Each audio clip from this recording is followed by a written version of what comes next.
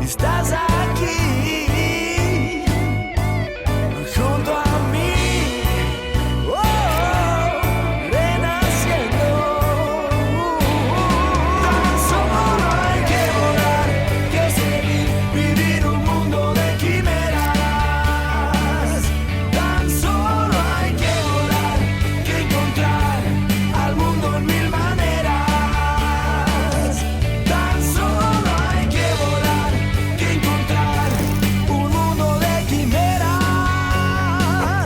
Tan solo hay que volar.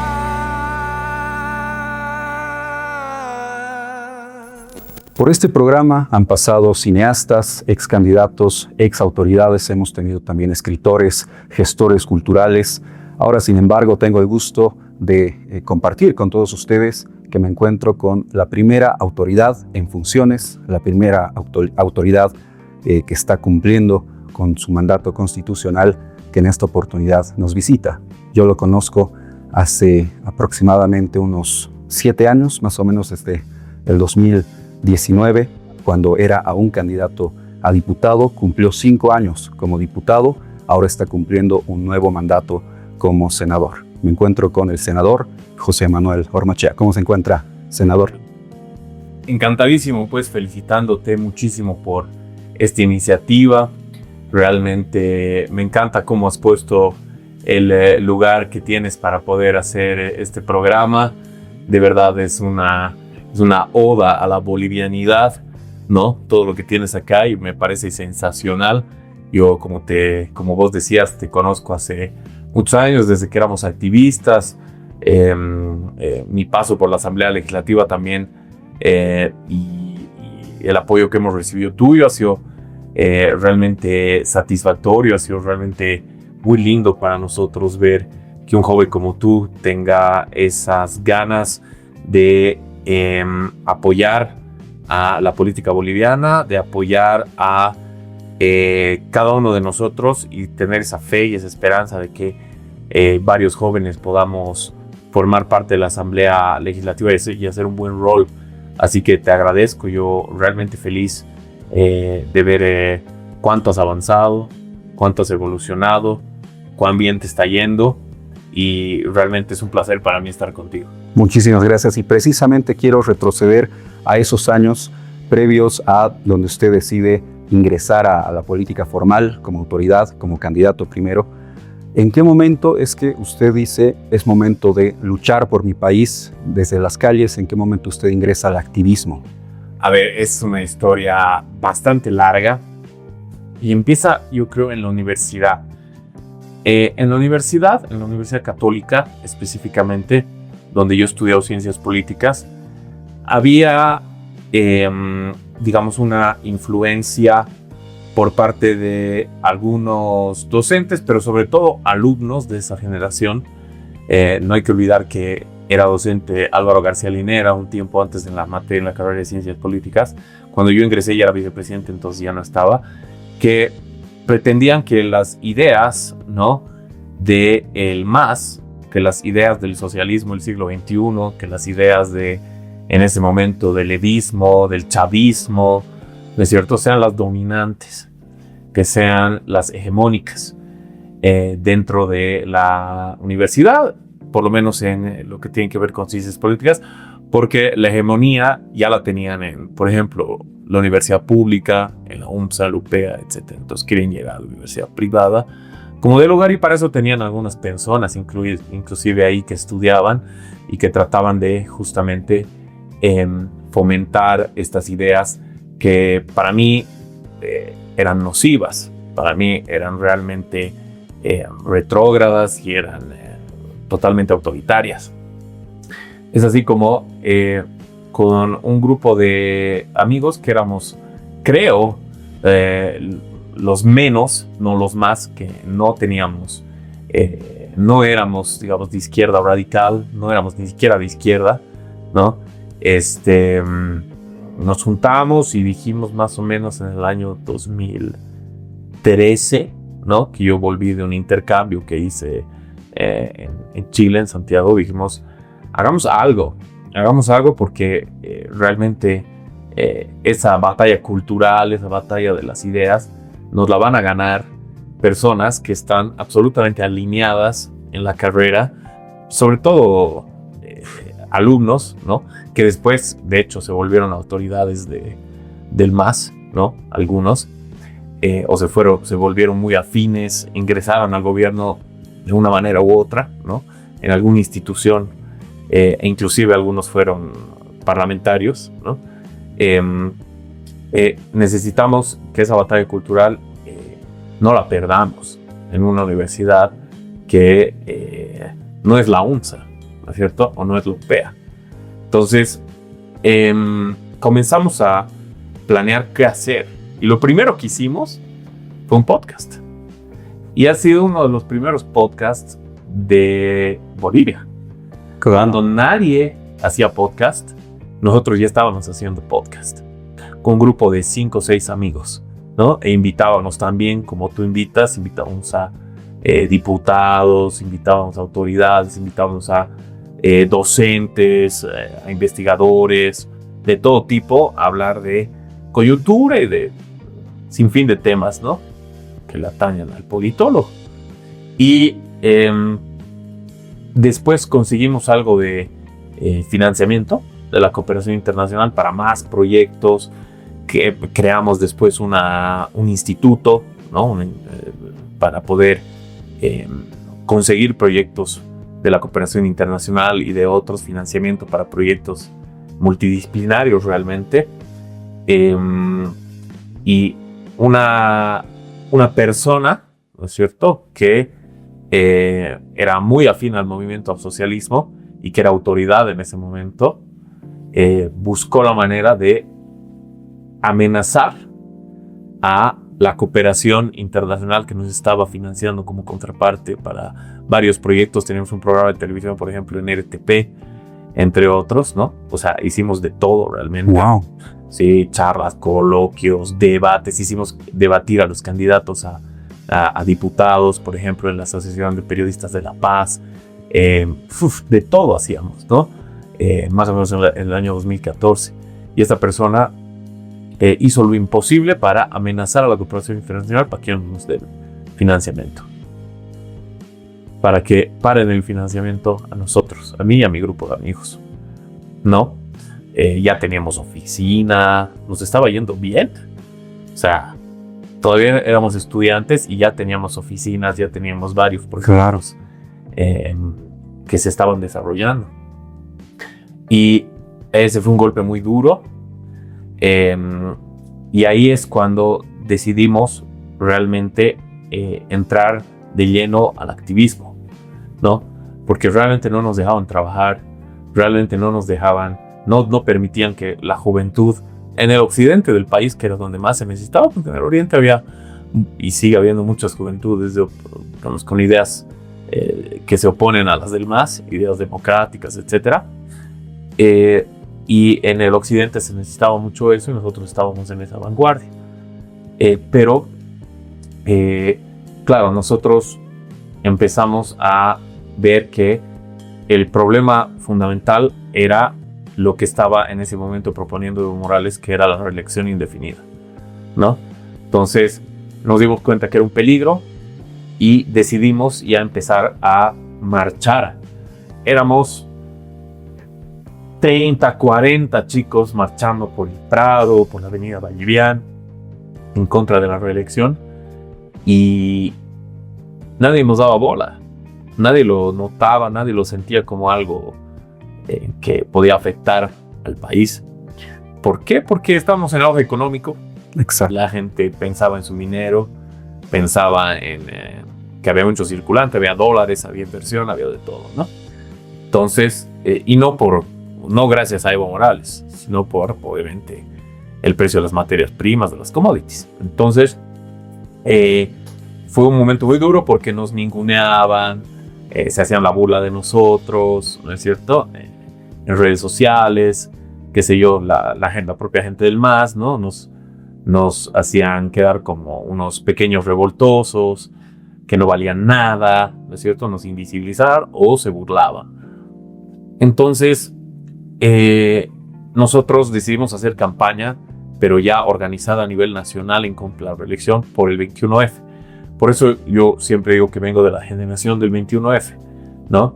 Y ahí empezamos a encontrar a otras personas que pensaban como nosotros, ¿no es cierto? Puedo mencionar a muchos que han pasado, digamos, por la Asamblea Legislativa después y que yo los he conocido en esa época, ¿no es cierto? Luis Anayar, Alejandro Reyes, Andrea Barrientos, Arturo Mendívil en Santa Cruz, Adrián Vega en Tarija, ¿no? Muchísimos jóvenes, Beto Astorga también, obviamente, que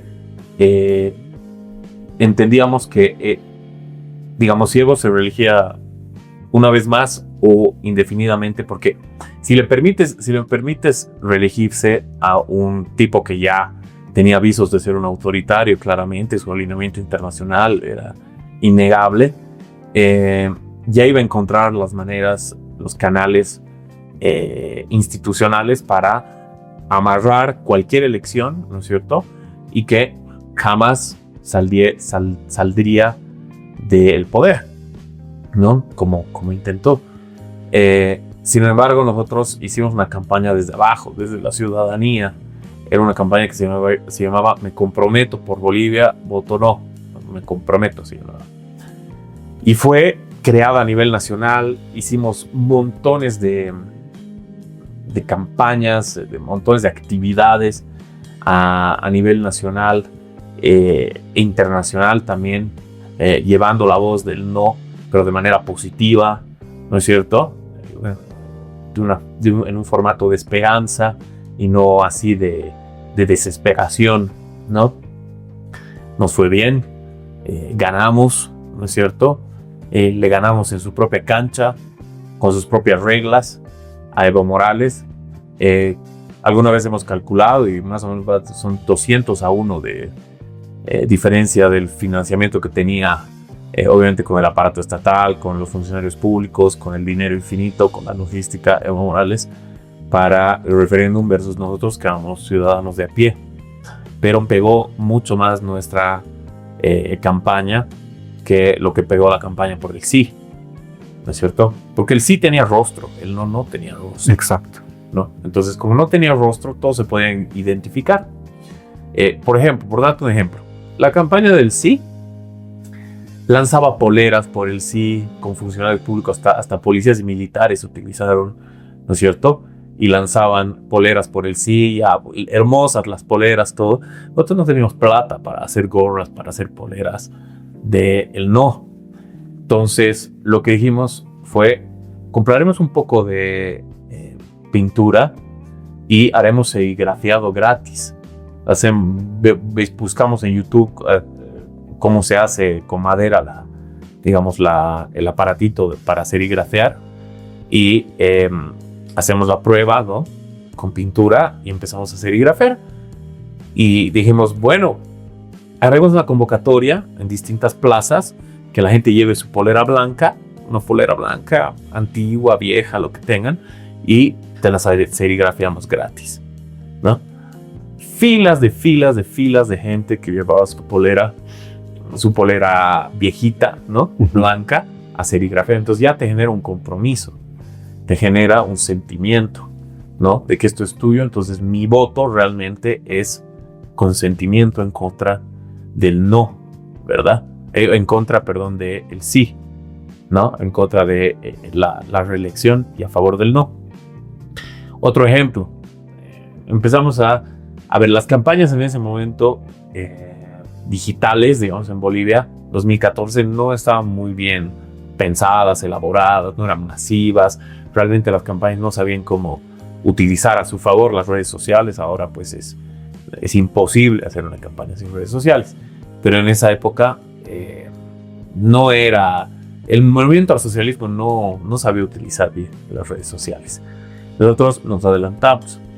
Y por ejemplo, creamos una tendencia.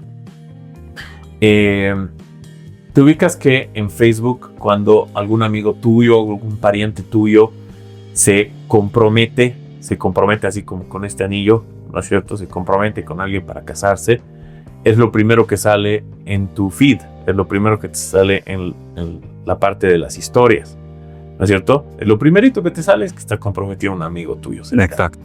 ¿no es cierto? Todos nos pusimos el estatus de comprometido, ¿ya? Y pusimos ahí, digamos, José Manuel Ormachea se comprometió. Y abajo, me comprometí con Bolivia. Voto no, ¿no es cierto? Entonces se volvió así súper masivo y todo el mundo así empezó a poner me comprometí, me comprometí, me comprometí. Y era como para llamar la atención. Claro. Y Exacto. decía, me comprometí con Bolivia. Y mejor que pagar publicidad también, ¿no? O sea, se masificó la cuestión, ¿no? Fue muy, muy bonito.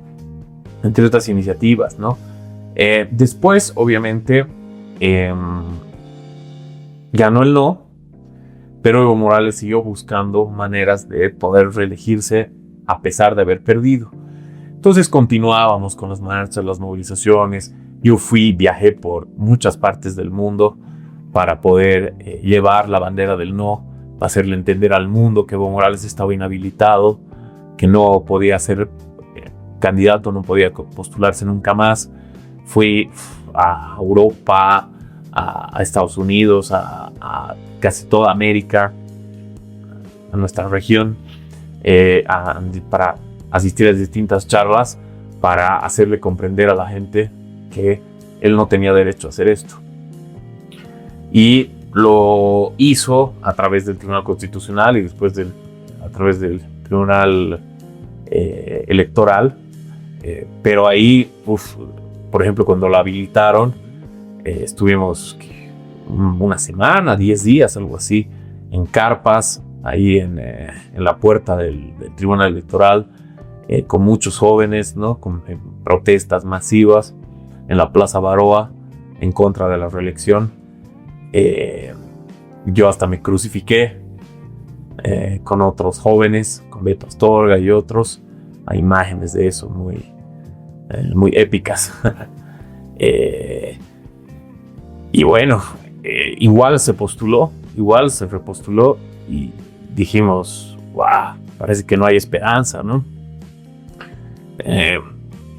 Y es ahí donde, cuando ya todo parecía perdido,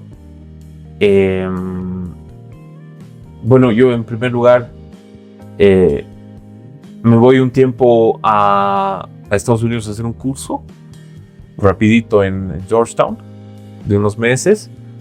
Vuelvo, seguía con el activismo un poco porque fui a donde Almagro, por ejemplo, a la OEA, a hablar sobre el tema de la reelección para indicarle de que esto no podía pasar y de que nos tenía que apoyar, nos tenía que colaborar.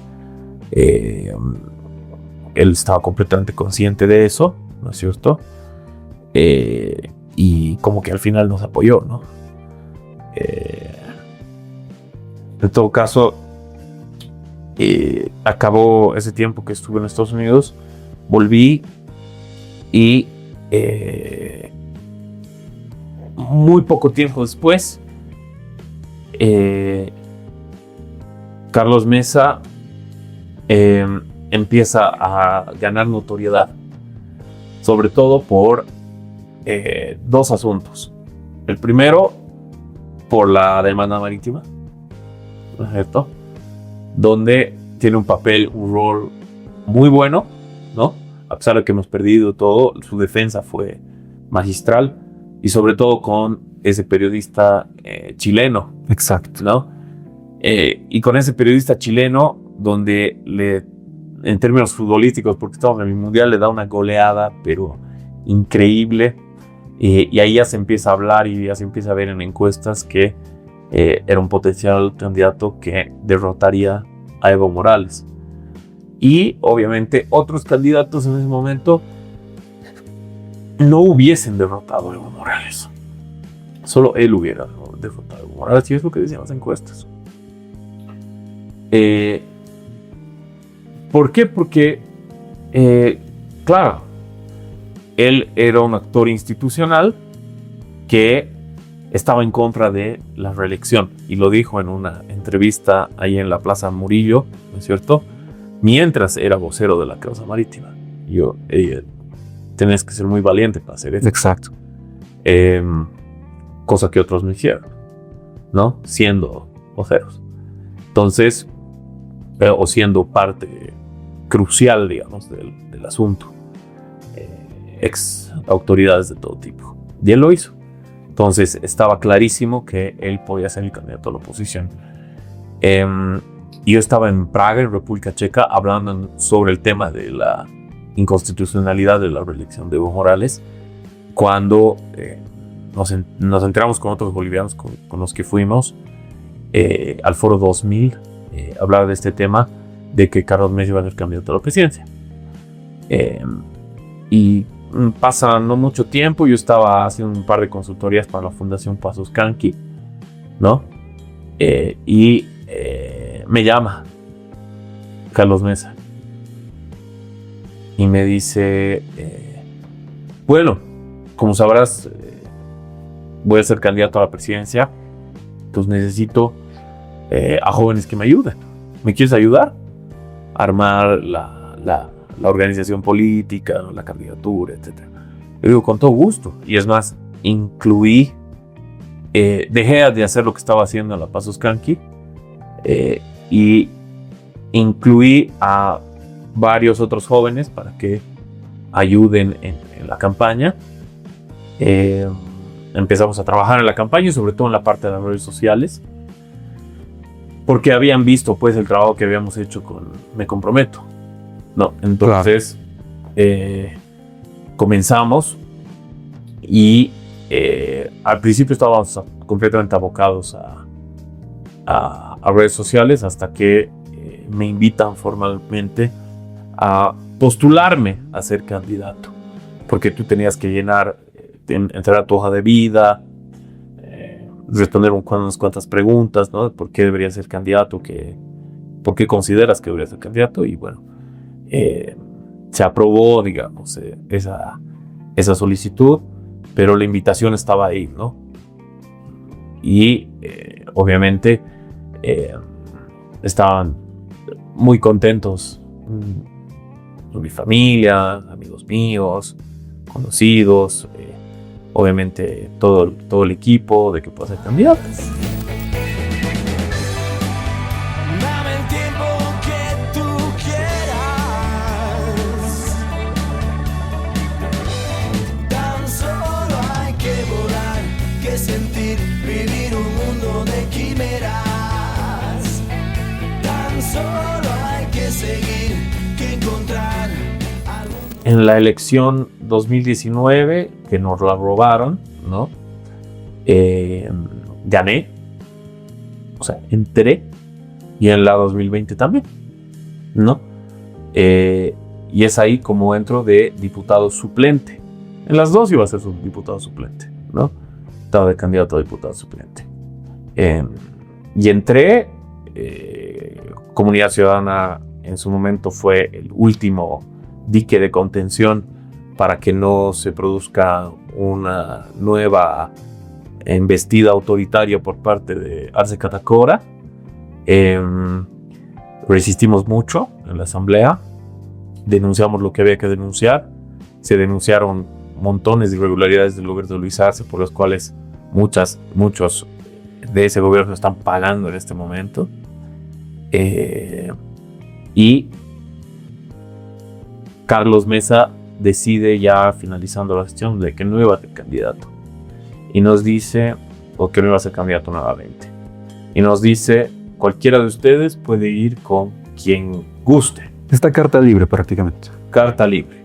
Pueden ir con Tuto, pueden ir con Rodrigo Paz, pueden ir con Manfred, pueden ir con Samuel. Andrónico.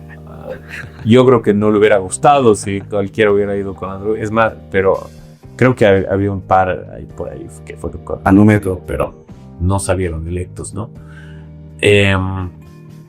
La inmensa mayoría fueron o con Rodrigo, con Tuto, con Samuel o con Manfred, ¿no? Y de los cuales terminamos siendo electos, si no me equivoco, de 104 que formábamos parte de Comunidad Ciudadana, entre titulares, suplentes, diputados, senadores, supraestatales, todo. Creo que somos 10 11 que hemos vuelto, digamos, a la Asamblea Legislativa, ¿no? Que hemos terminado siendo electos. Carlos Alarcón, la mayoría se fueron con Samuel, algunos están con Rodrigo, muy pocos, creo que uno o dos, y el resto con Tuto. Porque entiendo que fue una idea de Samuel querer absorber al menos la mayor parte de lo que fue comunidad ciudadana también, ¿no? Sí, invitó a varios, no a todos, ¿no? Y varios también optamos por Tuto, ¿no? O sea, nos cruzaron invitaciones de todo lado para formar parte de candidaturas variopintas, ¿no es cierto? Sin embargo, el compromiso que yo personalmente asumí con Tuto fue 2 días después, se dio 2 días después o 3, digamos, de que Carlos decidió no ser candidato, ¿no? Y desde ahí ya me convenció, por supuesto, la idea de ir con Tuto. Es una persona a la que yo he admirado toda la vida, ¿no? Es más, yo le digo al Tuto siempre, el momento en el que realmente me empezó a interesar la política, no por una cosa analítica, sino intuitiva, fue cuando yo era muy chiquitito, y lo escuché en el año 2001 dar su primer discurso como presidente, al Tuto. Y me gustó su elocuencia, que era un tipo fresco, joven. O sea, me llamó la atención y desde ahí me empezó a llamar la atención la política bastante. Entonces siempre se lo recuerdo, ¿no? Y a partir de ahí ya podía haber sido diputado, podía haber sido uninominal, podía haber sido plurinominal, suplente de nuevo, supra, lo que sea, esperaba la subnacional, lo que sea, pero yo ya estaba comprometido con el proyecto del LIBE, ¿no? Y es ahí, después de, digamos, varias semanas de acomodar dónde iba a ir quién, que me llama Lucho Vázquez, ¿no? Y me invita a ser senador por la paz. Y claro, yo lo acepto, obviamente diciéndole, es un reto fuerte, porque en ese momento las encuestas daban a Samuel como un ganador, pero casi que imbatible en La Paz. Y nosotros estábamos en algunas encuestas con el primer senador adentro seguro, y en otras encuestas sin ningún senador. Era más probable que gane Samuel 2 senadores, ¿no es cierto? Pero a la medida que empezó la campaña, ya nos fuimos dando cuenta que las encuestas eran una cháchara. Las públicas, las nuestras, eran mucho más precisas. Nosotros sabíamos que íbamos a ir a segunda vuelta con Rodrigo, ya en unas encuestas previas, ¿no? Tal vez una semana una semana antes, digamos. Y sabíamos que Samuel no iba a ir a segunda vuelta, ¿no? Y que eso estaba inflado, ¿no? Y que no había que darle mucha pelota, ¿no? Estaban utilizando en unidad este tema de les hemos ganado 1-0, 2-0, 3-0, 6-0 en encuestas, pero no hemos afectado en lo más mínimo, porque nosotros sabíamos que íbamos a llegar a segunda vuelta, ¿no? No sabíamos si con Andrónico o con Rodrigo Paz al principio. Después ya fue quedando cada vez más claro que iba a ser con Rodrigo Paz. Y por ejemplo, ya sonaba su nombre fuerte en esta aplicación de apuestas que se llama. No me acuerdo. No, pero sí. No es Kalshi, no es Bet365, es la aplicación de apuestas. Exacto. ¿No? Y ahí ya estaba empezando a verse con mayor claridad quién iba a ser el rival, ¿no?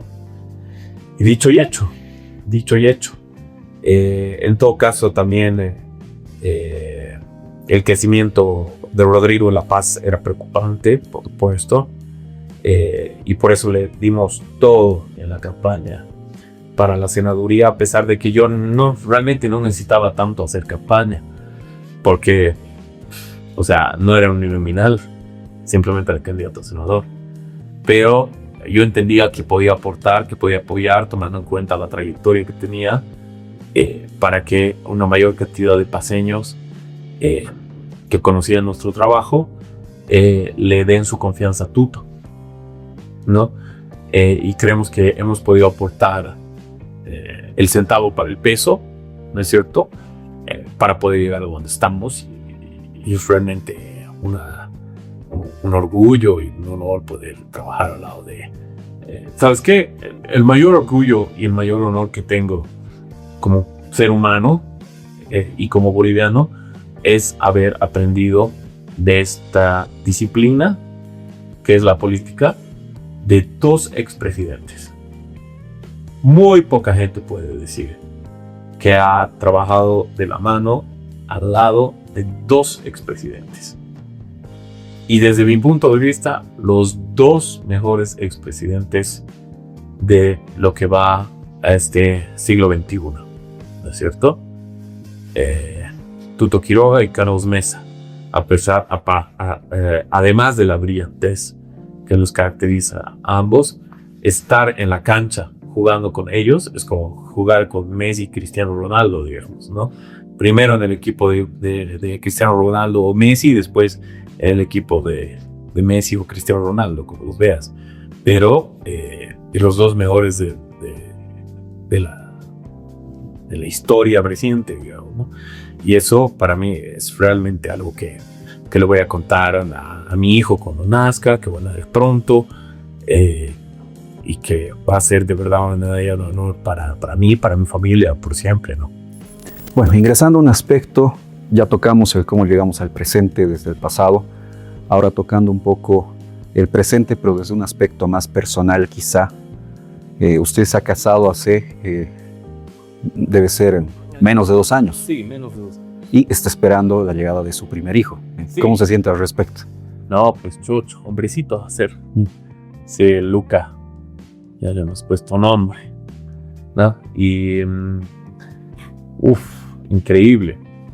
No era fácil poder tener un bebé, y lo conseguimos. Así que es un pequeño milagro.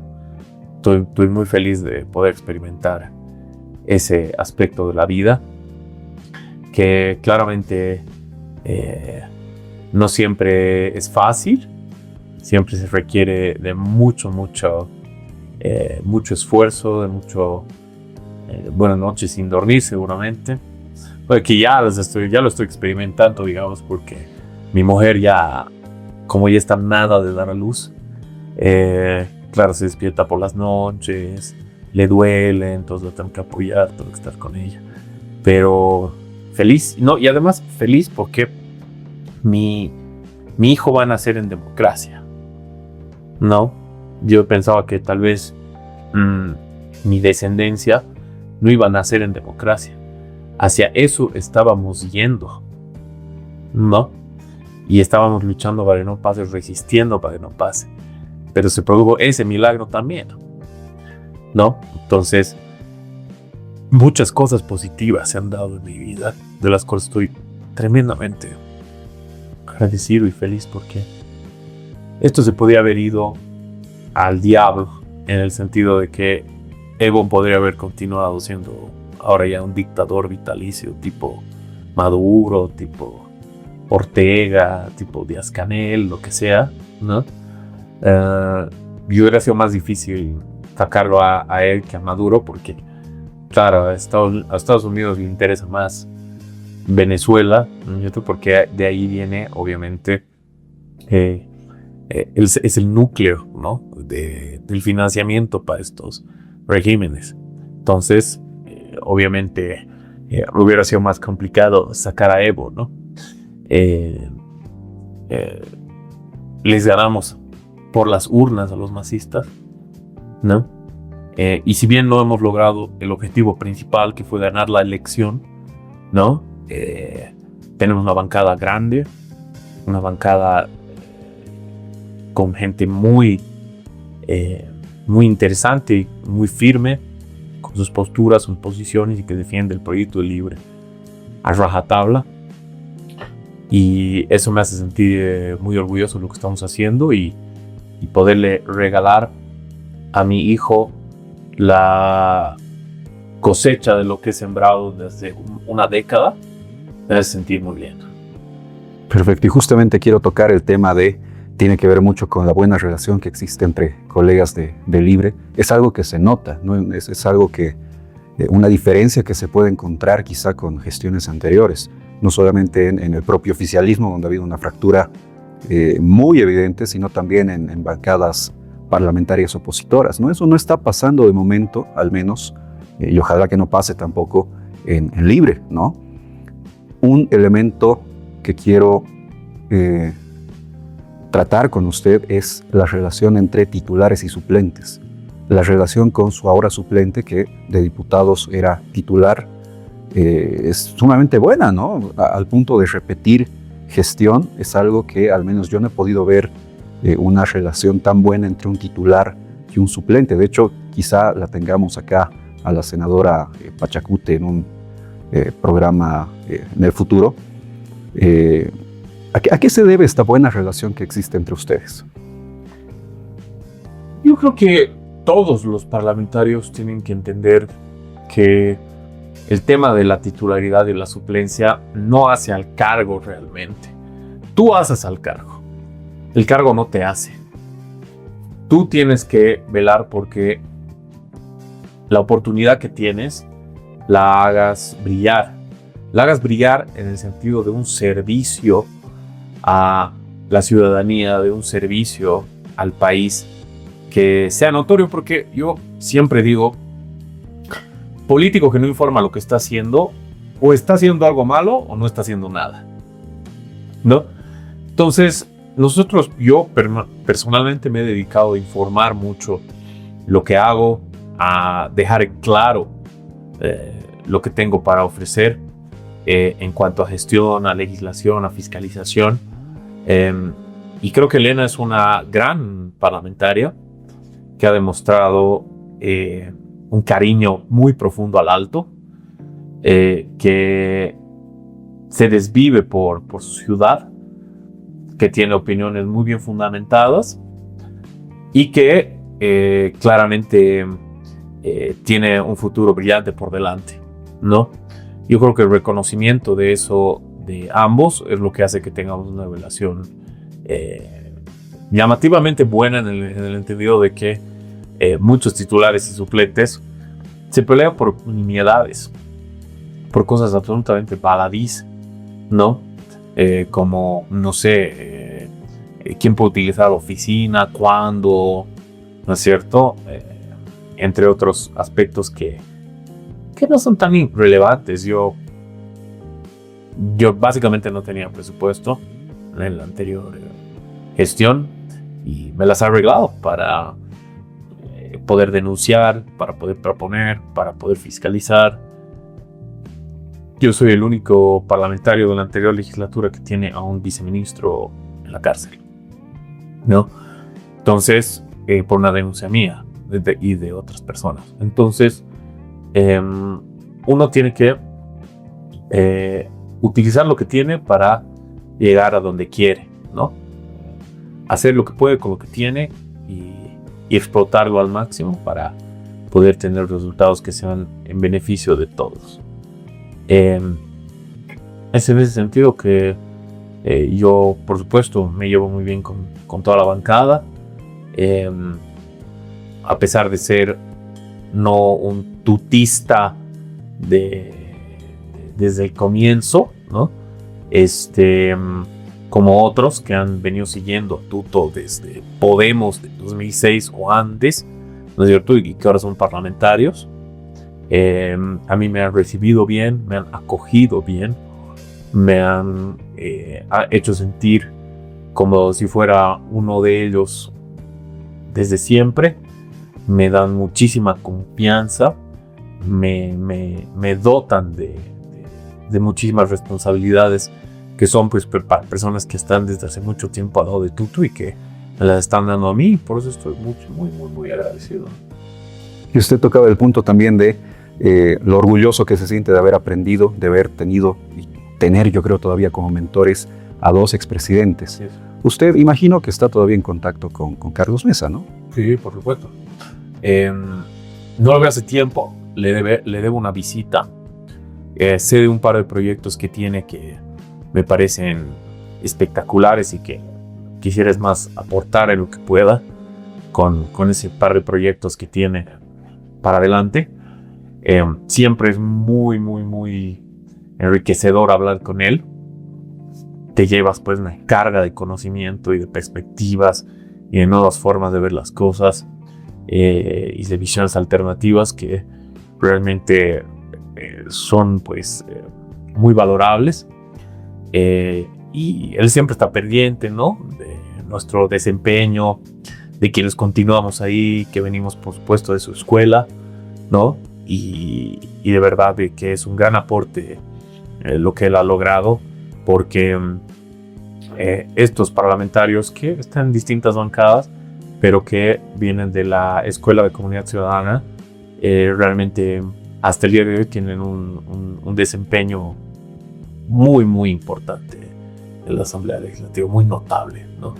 Y justamente don Carlos nos hacía notar eso en una entrevista que teníamos para otro proyecto hace algunos meses, que Comunidad Ciudadana ha servido como una suerte de semillero a partir del cual se ha ido regando por el país, porque ahora ya tenemos, por ejemplo, Adrián Vega, también hemos tenido un contacto para este programa con él.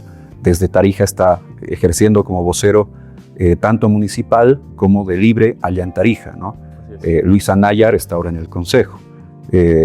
Bueno, Luciana Campero, por su lado, ha optado también por una candidatura. No le fue bien en ese aspecto, pero seguramente va a seguir. Claro que sí, claro que sí. Y seguramente va a seguir intentando en este u otros espacios y muchas otras figuras de comunidad que están todavía en vigencia política y que tienen bastante futuro, ¿no? Lisa Claros, por ejemplo, colega, diputada de Libre. Así es. Y también los diputados que están y senadores que forman parte de Unidad, no Unidad Nacional, sino Alianza Unidad ahora, ¿no? Alejandro Reyes. Exacto. Sí. No, definitivamente ha sido una cantera, ¿no?, de figuras importantes que venían desde el 21F, han pasado por Comunidad Ciudadana y posteriormente se fueron a Unidad Nacional o Unidad, a Libre, entre otros, que están aportando mucho. Son un rostro muy fresco, muy nuevo, muy innovador, muy rico, muy lleno de posibilidades de la política nacional, y que ya se ha dado el recambio, o está empezando el recambio total, ¿no? A partir de la victoria de JP, la victoria de Gabriela de Paiva, la victoria de varios otros que ahora componen la parte subnacional. Mamen Saavedra, qué sé yo, a Mamen igual lo conocía desde el 21F yo. Entre otros que realmente hacen de la política nacional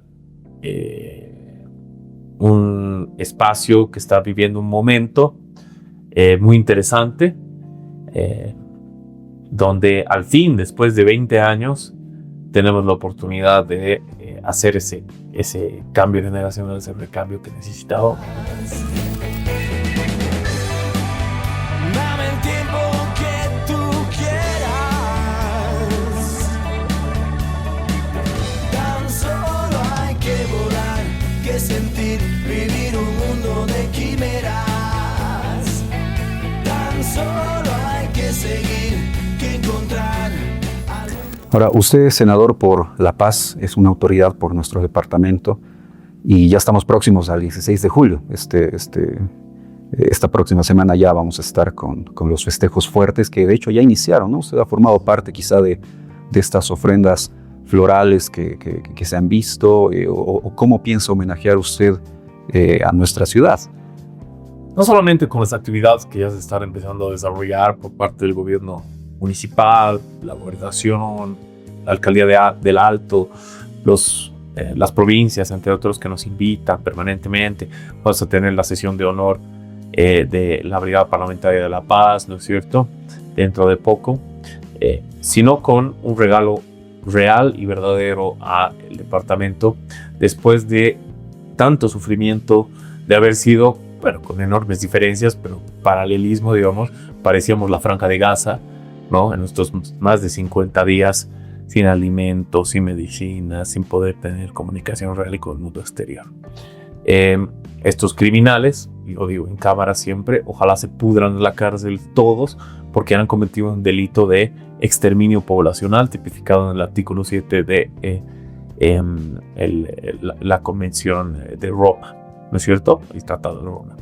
Entonces, claramente esta gente la tiene que pagar, pero nosotros nos toca recomponer la ciudad, no solamente económicamente, políticamente, ¿no? Con mejores y mayores liderazgos, económicamente repensando, reinventando la ciudad para los desafíos que se nos vienen, haciendo todo lo que esté a nuestro alcance para que la gente no se vaya, y generando un nuevo hub turístico, cultural, que es nuestra vocación, aparte de ser sede de gobierno.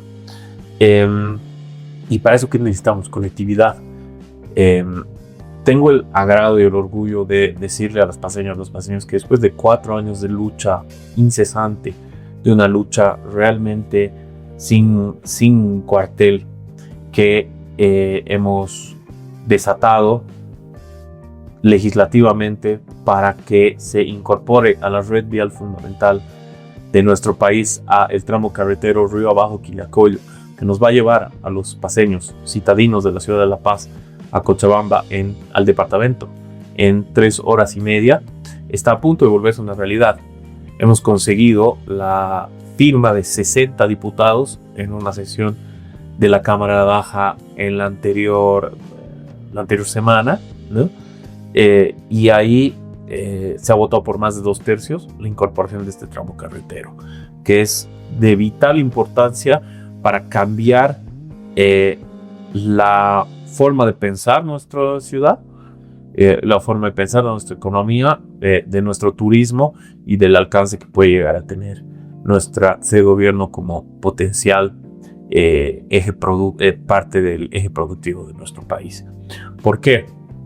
Porque se va a incorporar a la red vial fundamental y eso va a tener un compromiso económico con el nivel central del Estado, donde la ABC ya puede sacar parte de dinero del TGN, del Tesoro General de la Nación, del erario público, para justamente plasmar, generar una carretera que va a cambiar el paisaje del eje troncal de nuestro país, ¿no? Está bien, necesitamos tener más de una salida. La doble vía La Paz Oruro es importantísima, va a seguir siendo la salida más importante. Sin embargo, las paceñas y los paceños de la ciudad de La Paz también necesitan otra salida, y que obviamente el movimiento al socialismo se ha empecinado en que tengamos una sola salida, justamente, ¿sabes para qué?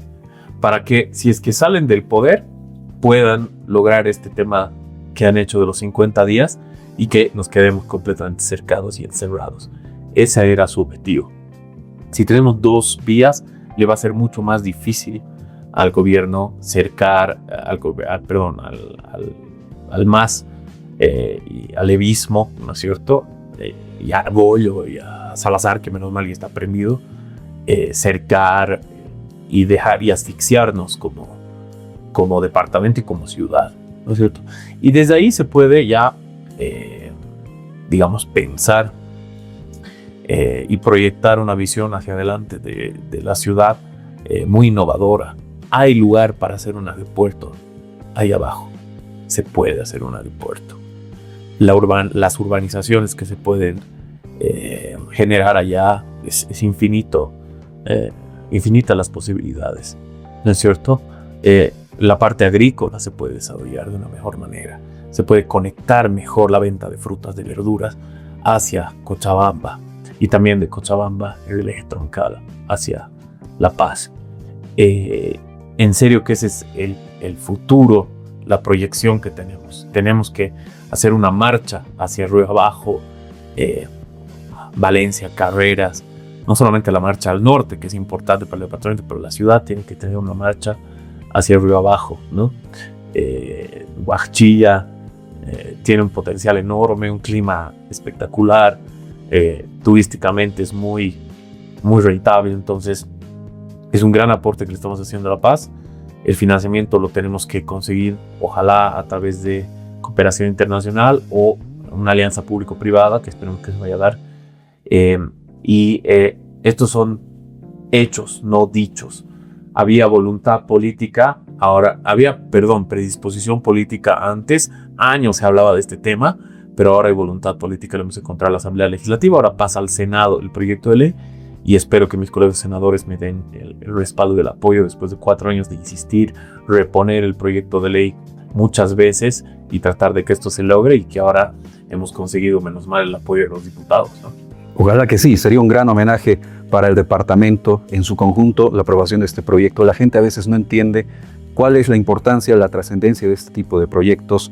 En un momento más nos lo va a recalcar el senador, pero quienes hemos podido ver de cerca este tipo de proyectos sabemos la importancia, la trascendencia de lo que esto significa para la conectividad del departamento y para el acceso a otro tipo de potencial territorio al cual podemos crecer justamente como Río Abajo. Aquí ha estado el exalcalde Iván Arias, ha coincidido con otro invitado que tuvimos también, el ex candidato Ricardo Cuevas. Ellos destacan la importancia de crecer hacia el norte y ahora usted nos está trayendo además la posibilidad de crecer hacia Río Abajo, ¿no? Hacia todo ese sector.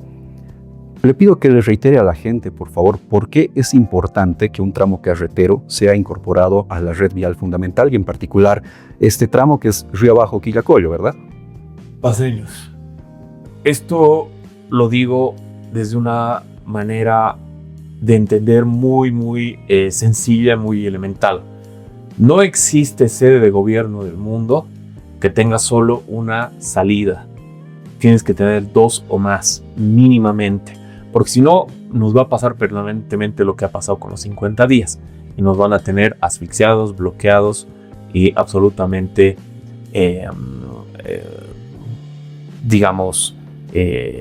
escudados o parapetados en un solo lugar y no puede seguir ocurriendo. Tenemos que pensar una marcha que no solamente sea en beneficio del departamento La Paz. La ciudad de La Paz siempre piensa en el país, es el centinela de la bolivianidad. Tenemos que pensar también en nosotros mismos, pensar en el desarrollo y crecimiento de la ciudad, más allá de ser, muchos ser funcionarios públicos y depender muchísimo del Estado central.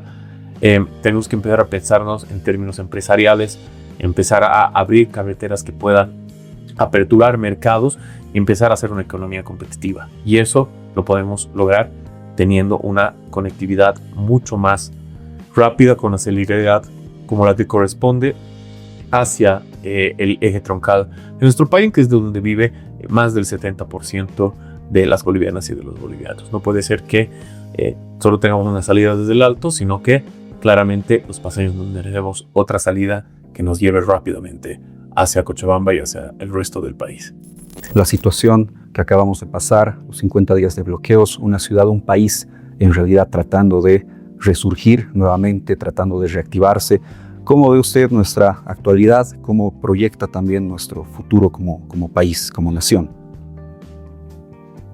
Necesitamos tener una certeza de que podemos vivir en tranquilidad sin estado de excepción. Estamos en un estado de excepción. Estamos en un estado en el que se restringen algunos derechos para garantizar los derechos de todos. Eso tiene que continuar, pero sin necesidad de estar decretando estado de excepción permanentemente. Y esa tranquilidad la tiene que dar el gobierno nacional, la tiene que dar a los mercados. Por ejemplo, se ha dado un hito hace muy poco que es la flexibilidad del tipo de cambio, ¿no? Que está bien, es una buena medida, ¿no es cierto? Sin embargo, los controles que se tienen que dar tienen que partir de la certeza y la seriedad que el gobierno le imprime a la política económica y el Banco Central también. Para eso necesitamos un presupuesto general del Estado responsable. Ya nos lo van a hacer llegar a la Asamblea Legislativa. Tenemos que verlo. No tenemos muy buenas noticias desde la Cámara de Diputados, pero veremos de reformarlo en senadores y de conseguir los votos necesarios. Y obviamente el rumbo que nos hemos trazado. el rumbo que se ha trazado la ciudadanía, no el gobierno. El gobierno está ahí es en parte un accidente histórico, el gobierno, y se tiene que entender como tal, como un gobierno kamikaze. ¿A qué me refiero con kamikaze? Tiene que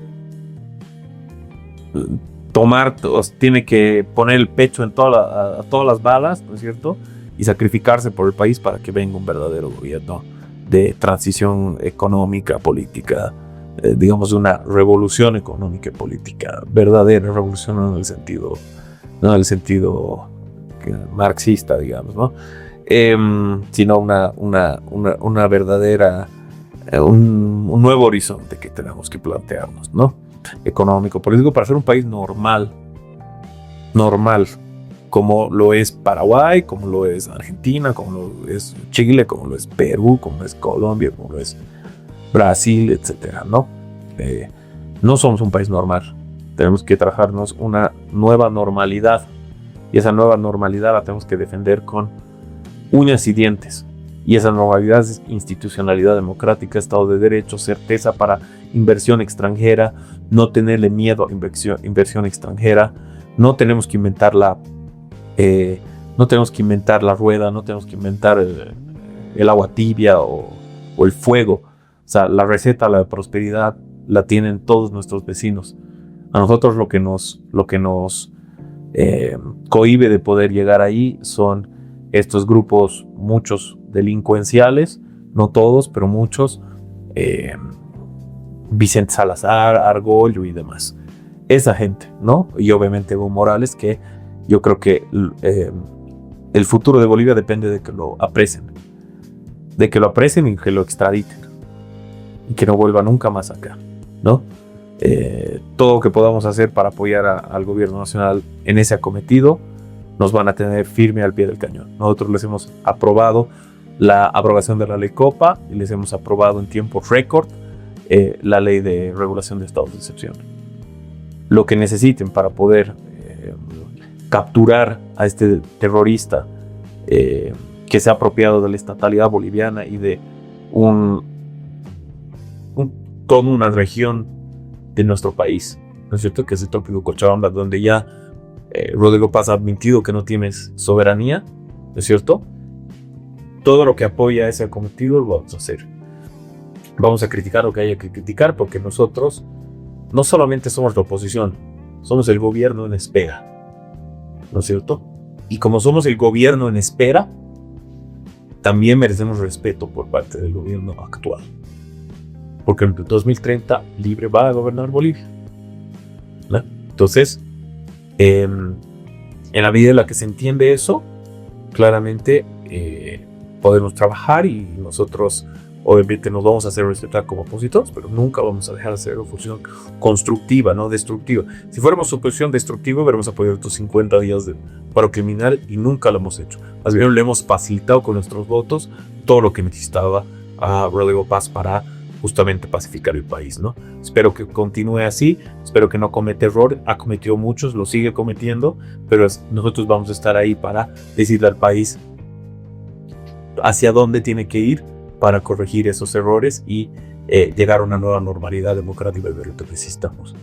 Senador, hay un montón de cosas de las cuales podríamos conversar. Hay mucho por descubrir detrás de la personalidad misma, más allá del cargo. Hay hobbies, recuerdo ver fotos con skates y demás. Hay realmente bastante, mucho por descubrir. Ojalá lo podamos tener acá en otros programas. Polymarket, esa era la aplicación de apuestas. La acabo de acordar. Ojalá podamos conversar en el futuro en torno a este y otros temas. Más allá de agradecerle su presencia, de agradecer su amistad, muchísimas gracias. Verdadero placer para mí. Felicidades a ti. Muchísimas Tan solo hay que volar.